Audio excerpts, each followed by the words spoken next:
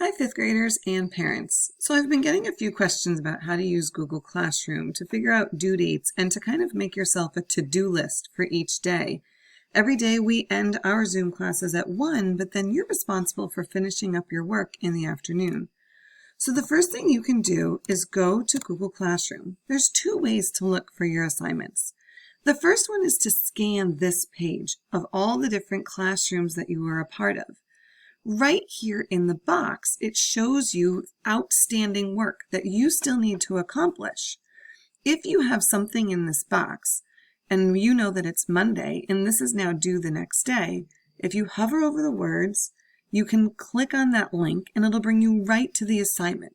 Then you can check and make sure if you have done the assignment or not. Another way to do that is to come over here to the drop-down list and click on Calendar.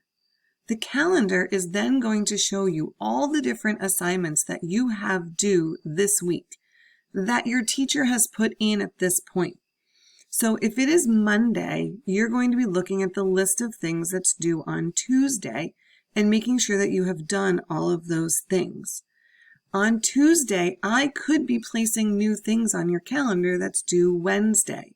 So you do have to come back here each afternoon and make sure that you've completed everything on the list.